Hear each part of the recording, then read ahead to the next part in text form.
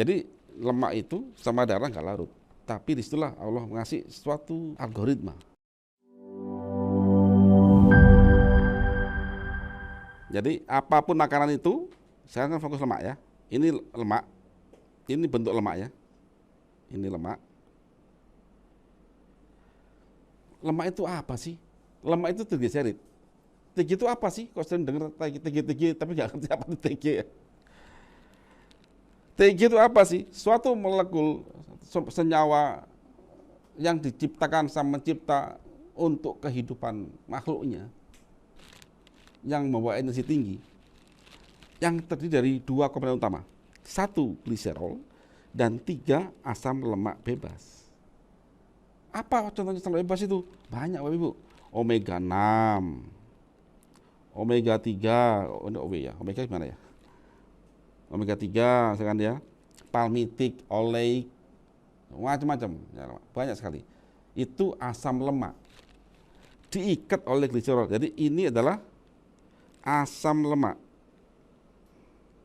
Ini asam lemak. Ini gliserol. Jadi dalam satu molekul trigliserid terdiri dari satu gliserol dan tiga asam lemak. Oke. Nah, sekarang saya ingin Bapak Ibu tajak berpikir, darah sama lemak larut enggak? Atau begini gampangannya, air sama lemak larut enggak? Enggak larut. Darah sama air larut enggak? Larut. Kalau saya bikin kata lagi, lemak sama minyak, darah sama minyak larut enggak?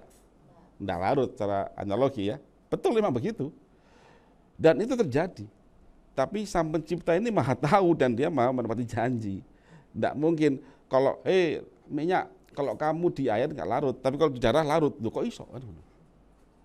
Loh bisa aja. Kan Allah maha berkehendak. Seperti Nabi Ibrahim dibakar api, nggak apa-apa. Iya, ya, kamu itu siapa? Gitu aja. Kamu Nabi itu bukan gitu. Jadi itu jangan mau minta ke apa ya semacam dilebihkan sesuatu lah. Jadi lemak itu sama darah nggak larut, tapi disitulah Allah mengasih suatu algoritma bahwa dibikinlah suatu senyawa namanya lipoprotein. Jadi lemak ini ya di lambung itu tetap lemak dia, di usus halus pun tetap lemak, tetap trigliserid. Tapi begitu masuk ke dalam darah dibungkus dulu. Nah ini namanya lipoprotein. Jadi lemaknya tuh di sini, ini lemak. Yang luarnya ini namanya protein, yang ngikat lipid, namanya lipoprotein. Apa sih analoginya? Begini Bapak Ibu, tangan saya ini dua, ini ibarat darah. Saya hanya bisa memegang benda berbentuk. Tetapi begitu saya suruh bawa air bagaimana? Begini, ya bocor. Terus bicara nih, taruh gelas.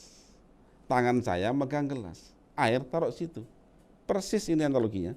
Minyak itu sama darah nggak larut.